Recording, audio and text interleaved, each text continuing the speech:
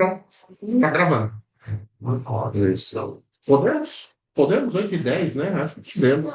Aí, se você quiser, põe sua aula naquele grandão, né? Isso. Aí. Aquele negócio para sumir, você vai no More também. Ali, ó. More. E Hide Floating Meeting, não sei o que lá. Esse aí. Aí. E aquele outro você tem que minimizar, ele não some. Ele não sente a carinha ali. Tá. Ok. Ele não some, não. Você tem que pôr ele no cantinho. Então vamos lá. Então, bom dia, gente. Sou Marcos, sou R2 Neurologia aqui da Santa Casa. Eu vou apresentar esse artigo que se chama Os Critérios Prodrômicos de Pesquisa da doença de Parkinson, criados pela MDS, tá? Bom, primeiro, antes da gente passar para os critérios, a gente tem que definir o que é exatamente a doença de Parkinson prodrômica. Então, vai ser um estágio onde os sintomas iniciais estão presentes, mas o diagnóstico clínico clássico, né, de parkinsonismo motor, não é possível ainda pelos critérios de definição da doença pela MDS, que a gente Que viu foi o que a semana gente passada. fez na semana passada. É. Então, esses critérios de pesquisa para a doença de Parkinson prodrômica foram criados com o objetivo de identificar aqueles indivíduos que têm uma alta probabilidade de desenvolver a doença e, assim, utilizar desse dado para fim de pesquisa, para criar, de forma, por exemplo, terapias que podem modificar a doença, selecionar esses pacientes para essas terapias. Uhum. E aí você pega e diz para um paciente que não tem sintoma ou tem um sintoma só, porque esse é o negócio, ele tem só tremor, ou ele tem só rigidez, Uhum. né? Ou só bradicinesia, que seja, ou nem tem isso, né? Que você vai falar mais para frente. E aí você fala para ele que ele tem uma alta probabilidade de ter Parkinson. Vocês iam terminar o fellow se eu te falasse isso? Ou você ia para a praia vender sanduíche natural e ver o pôr do sol? Aí era uma péssima ideia, tá? Pôr do sol nas nossas praias é super difícil, porque nós estamos para o leste, né? Tem que escolher uma prainha que são meio escondidinha, que lá tem pôr do sol. A maioria das praias não tem, tá? Tem que ir para outra costa. Mas e aí? E aí? Vocês iam terminar a doença? E como é que faz? Para que você fala para um doente que ele está na fase prodrômica? Ou você faz um exame, você vai falar de exame também, né? Você faz um exame que dá uma denervação do circuito nigroestriatal. E aí? Não é pôr a faca no pescoço do paciente? E para que se faz isso? Então, no artigo ele coloca mais para fim de pesquisa mesmo, não deve ser usado para fins clínicos, né? Mas você não tem dó do coitado do doente, puxa vida, deixa ele viver a vida dele. Se ninguém tivesse juntado os tuberculosos para tentar remédio, hoje a gente não tinha tratamento para tuberculose que pega no posto, tá? Então é muito importante selecionar esses doentes, é muito importante investigar esses doentes, entender os fatores de risco, entender se tem alguma coisa que a gente pode fazer e quando chegar uma terapia que a gente consiga parar a neurodegeneração, e eu calculo que vai ocorrer na segunda metade desse século, tá? Eu calculo que na segunda metade desse século é que a gente vai conseguir parar a neurodegeneração e acertar os implantes cerebrais para a gente fazer download e não ter que estudar. Eu acredito que os seus netos farão download de sabedoria, não precisarão estudar. Ué, é só implantar um chip lá que baixa a informação e passa a informação para o neurônio. Implanta por dentro do vaso sanguíneo, não precisa nem abrir a cabeça. Parece doido, né? Mas é doido mesmo. Parece doido e é. Então, assim, é muito importante isso, tá? Então, é para isso que tem. Fins de pesquisa é essa a intenção dos caras, né? É entender, é poder estudar esses doentes melhor. E quando a gente tiver uma terapia que seja minimamente eficaz para parar o processo neurodegenerativo, rapidamente a gente tem os doentes selecionados. Senão a gente não sabe nem selecionar esses doentes, né?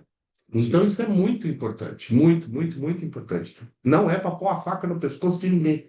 Só que isso cria uma certa histeria. Eu já recebi paciente com Prodate assim, para estudar denervação dopaminérgica, porque o avô teve Parkinson e ele pediu para fazer o exame. Não pediu para mim. Se pedisse para mim, eu ia convencê-lo a não fazer, entendeu? Mas pediu para alguém, fez o exame e veio lá e falou: e agora? O que que eu faço? Eu falei: vai viver tua vida agora. Faz exercício físico, de preferência pesado, que é importante, né? Musculação, coisa e tal. Toma café, não vai fumar, pelo amor de Deus. Se você fuma, não pare. Assim, né, que as coisas que foram evidenciadas com alguma proteção. O que parece que é mais efetivo, até para Huntington também, é o exercício físico. Parece que é o mais bacana mesmo. Então você manda ele fazer musculação e boa, né? Mas é difícil, hein? É difícil. Você cria uma histeria nessa nossa sociedade que vive o amanhã, mas não vive o hoje, né? Isso é uma coisa que a gente vê em todos os livrinhos de autoajuda, né? Viva o hoje, não viva o amanhã. Ai, mas amanhã eu não vou ter dinheiro. Amanhã você se preocupa, cara. Vive hoje. Hoje você pode fazer alguma coisa para amanhã? Posso dar um plantão. Então dê o plantão e fique quieto. Né? Então, porque, né? A gente vive em sofrimento, né? Sim. Vive em sofrimento. Complicado. Mas tá bom. Segue, por favor. Bom, então ele traz no artigo que a gente tem algumas fases da doença de Parkinson, né? Legal. Tem a fase pré-clínica, em que os processos neurodegenerativos já começaram, mas não tem nenhum sintoma evidente, nem mesmo prodrômico. Existe a fase prodrômica, que a gente vai ter sintomas e sinais que podem ser motores e não motores, mas que não são suficientes para dar o diagnóstico clínico da doença de Parkinson. E a fase clínica, quando a gente tem um diagnóstico clínico definido com base nos critérios. Eu aprendi como pré-diagnóstica, pré-clínica e pré-motora, tá? É que vão mudando os nomes, né? Tá bom. E aí, como a gente já tinha falado antes, a fase prodrômica vai ser a janela ideal para futuras terapias modificadoras da doença. Uhum. E aí, no artigo, ele vai trazer um cálculo de probabilidade para definir a probabilidade desse paciente vir a desenvolver a doença de Parkinson, ou seja, dele ter um parkinsonismo prodrômico. Isso é importante se você fizer um trabalho. Uhum. Se você não fizer um trabalho, isso não serve para absolutamente nada, Sim, tá? Ou se você estiver atendendo um paciente que é matemático, aí ele vai adorar isso, vai querer fazer a conta dele e tal, não sei o quê, vai encher o seu saco. Aí você fala para ele: então só faz e tudo bem. Né? Porque isso aí só tem importância para trabalho mesmo, né? isso. Mas o artigo se baseia todo nessa lógica aqui da probabilidade Uhum. prévia do paciente, né, em relação Sim, à prevalência da doença conforme a idade sim. dele e os riscos que ele vai ter de acordo com os fatores individuais e com os marcadores motores e não motores Uhum. para vir a desenvolver uma doença de Parkinson prodrômico. Então, ele vai ter a probabilidade prévia, que é a probabilidade a priori, né? Como a gente comentou, baseada na prevalência, ajustada pela idade. E aí vai ter essas razões de verossimilhança, né? Positivas e negativas. Então, a razão de verossimilhança positiva vai aumentar a probabilidade da doença, e a razão de verossimilhança negativa vai diminuir essa probabilidade. Em cognição também está falando bastante dessas coisas, né? E aí eles definem como um ponto de corte diagnóstico que um parkinsonismo prodrômico provável é aquele quando a certeza calculada atinge maior que 80%. Uhum. E aí ele traz no artigo essa tabela, né? Então, de acordo com a idade do paciente, com a faixa etária, a gente vai ter uma probabilidade prévia, né? Desse paciente vir a desenvolver um Parkinsonismo, a doença de Parkinson prodrômico.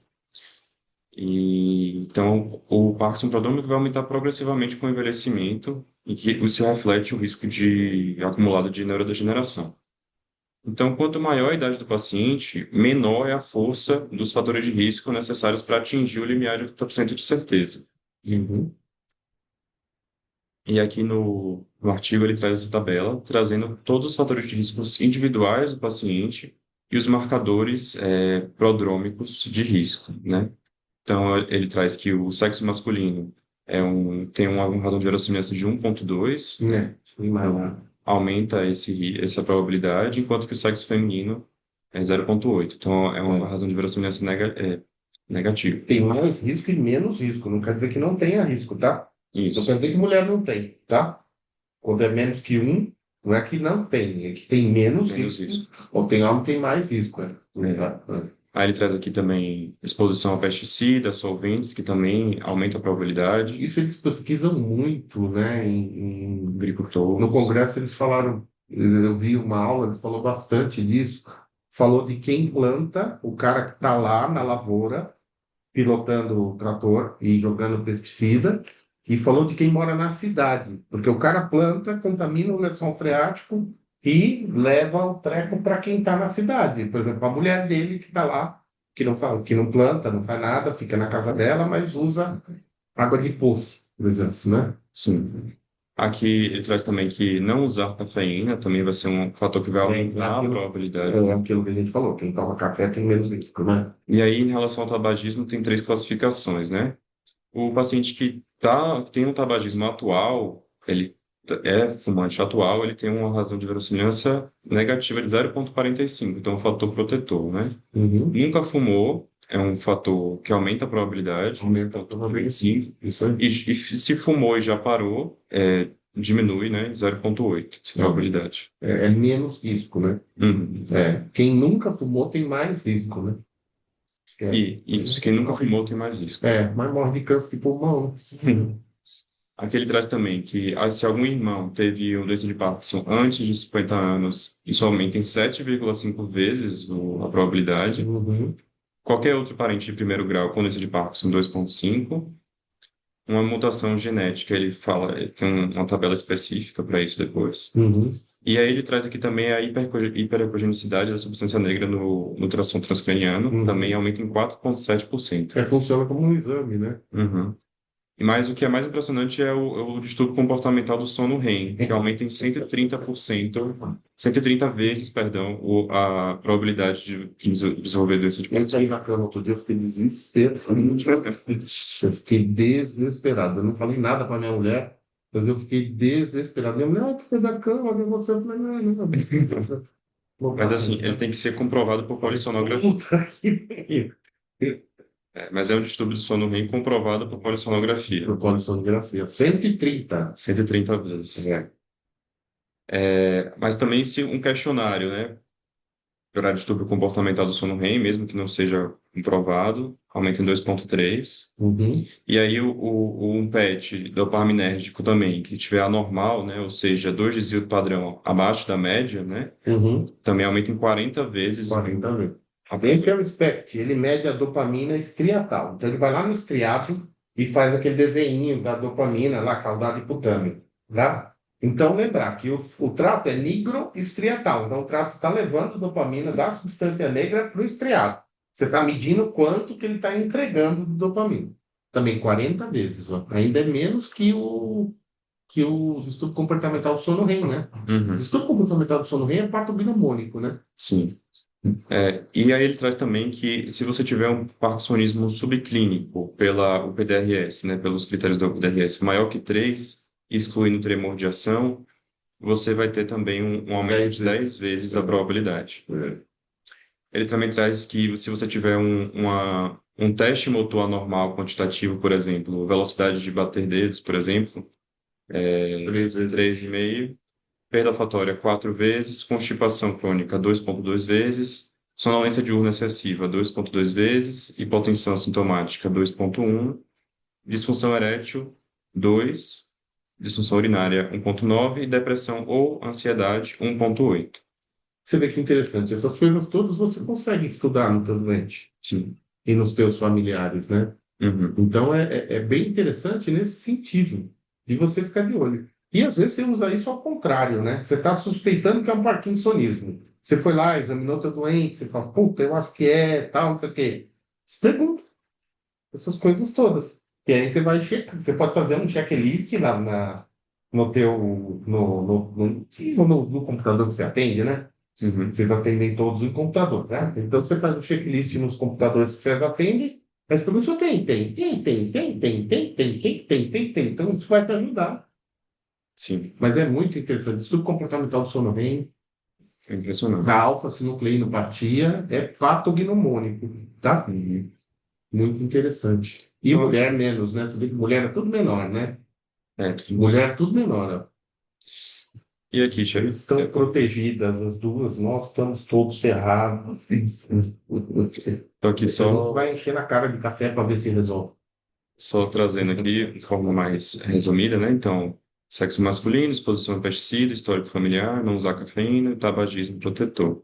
E aí eles colocam no artigo que o marcador de risco sozinho não vai diagnosticar a fase prodrômica, mas serve justamente para ajustar a probabilidade inicial, aquela probabilidade que o paciente já tinha a partir da idade. E a gente vai somando esses marcadores de Sim. risco para definir a probabilidade do paciente a posteriori, né? Eu fiz minha conta, né?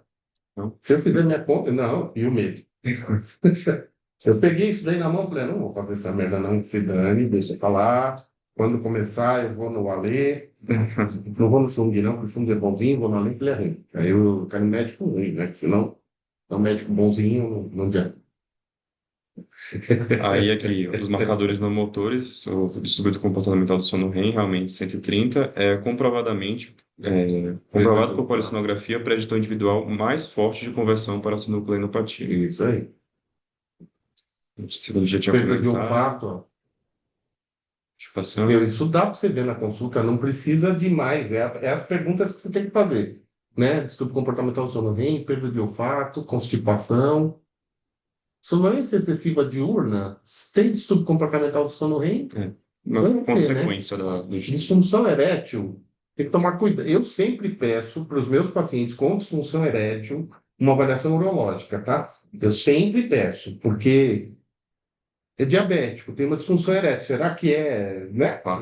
Disfunção erétil é difícil. Uhum. E urinária, tudo bem, tá? Mas a erétil, né? E depressão e ansiedade também é um fator que a gente tem que tomar muita cautela, porque nós estamos numa epidemia de depressão e ansiedade, né? Nós estamos e contamina todos os nossos diagnósticos, as pseudodemências depressivas, ou a demência que é mesmo uma demência, mas tem uma depressão forte junto, atrapalha muito o seu diagnóstico e o teu tratamento, atrapalha até mais o tratamento, né?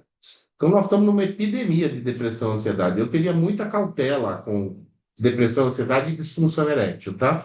Uhum. Mas o resto encaixa super bem, né? Bom, e aí estão os marcadores motores e os marcadores de imagem que ele traz, né? Então, como eu já tinha comentado, o parkinsonismo subclínico pelo score, o PDRS maior que 3 aumenta 10 vezes a probabilidade. A neuroimagem com avaliação dopaminérgica, que seria o SPECT, né? Dois desvios padrões abaixo da média aumenta 40 vezes a probabilidade. Hiperacognicidade da substância negra no ultrassom transcraniano, 4,7. E testes motores quantitativos, né? Que ele coloca como velocidade de batimento dos dedos ou marcha, com um desvio padrão abaixo do considerado normal. Tá, Bom, ultrassom substância negra tem que tomar cuidado quem faz o exame, tá? uhum, Muita cautela com quem faz. Não é todo mundo que sabe fazer. Hoje em dia já tem mais gente que sabe fazer, tá? Mas e tem que ser a hiperacogenicidade acima de 0,021 lá que eles fazem, que eu não sei nem que cálculo que é esse negócio, mas é o número que tem que colocar, tá? tá. Bom, e aí a gente vai combinar a probabilidade prévia do paciente com as razões de verossimilhança que a gente vai multiplicar.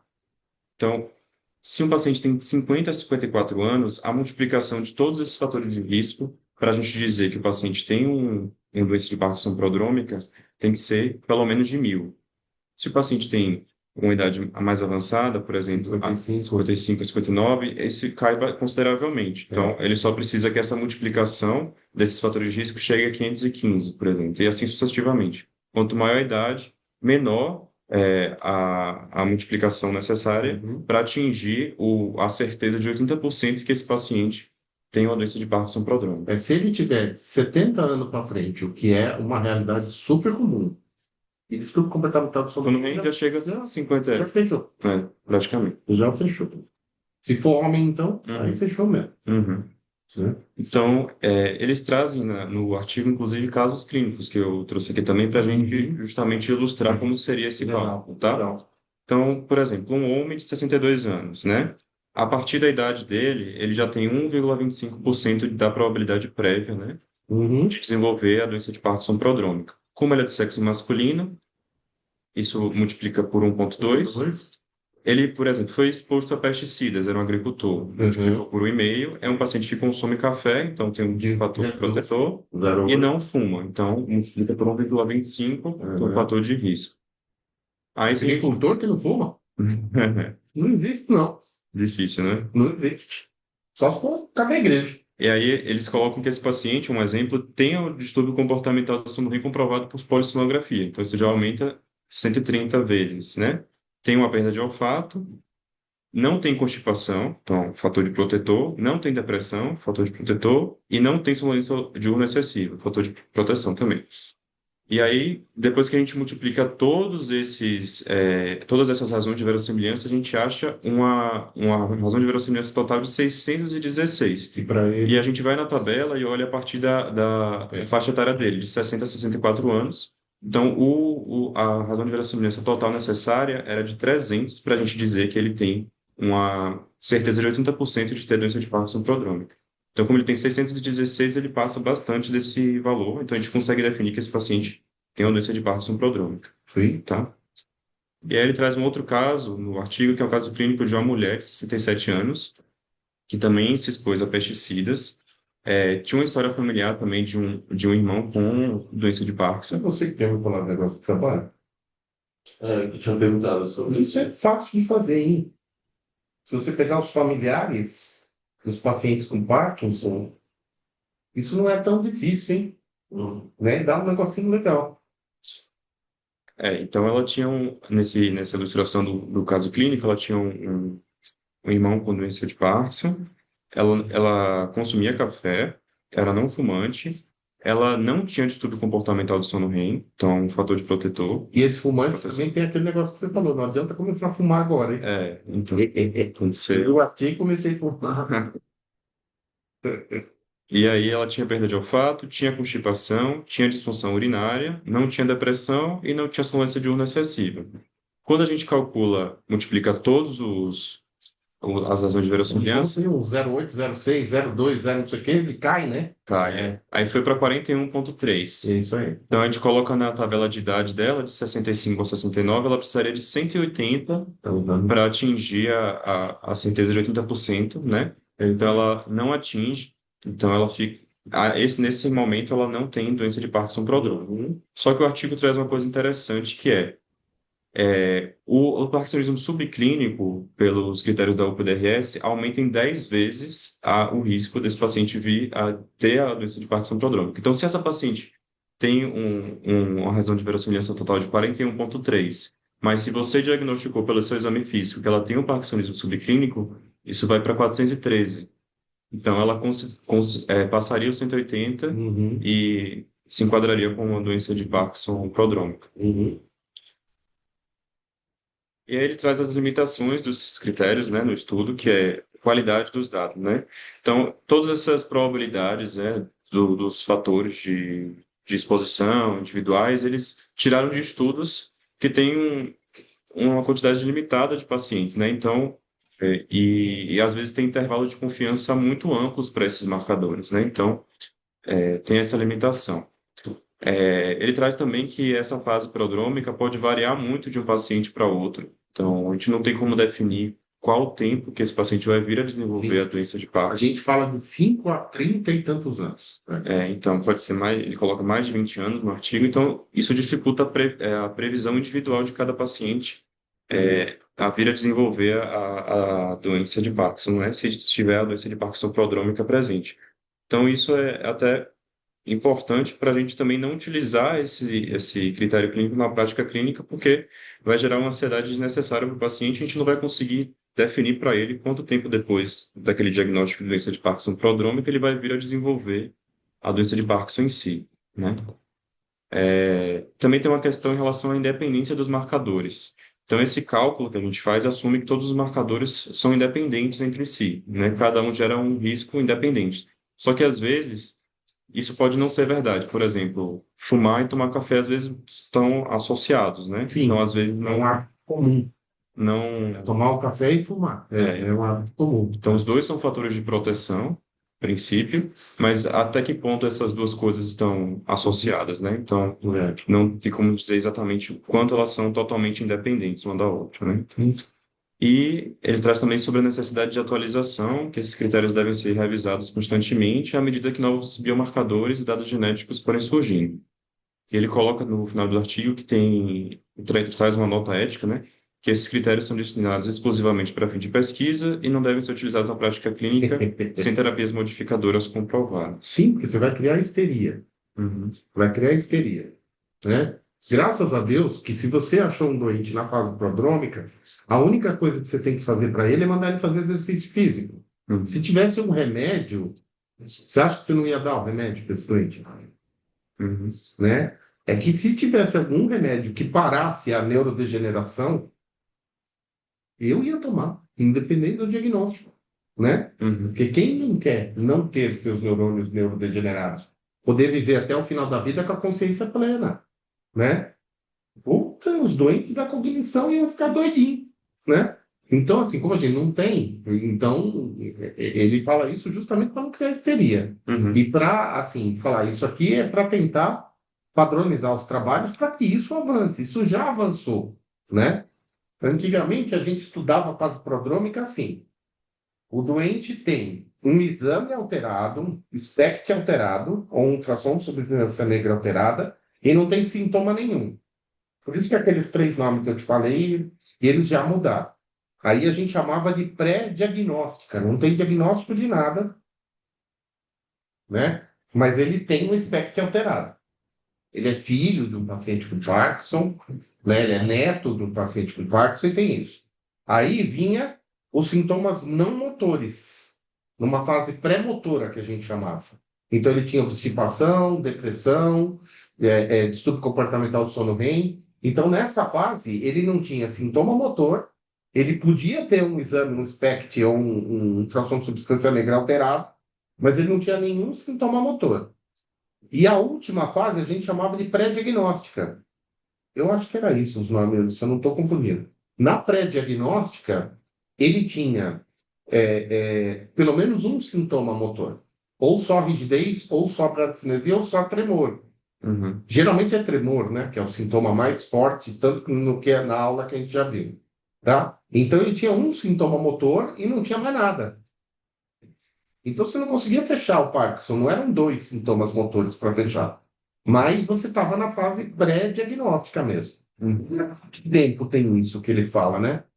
Quanto tempo essa neurodegeneração? Tem gente que fala em 30 anos. 30 anos são vocês, né? São vocês. Eu já estou. Eu com medo de fazer minha conta, porque eu não sei o que vai dar.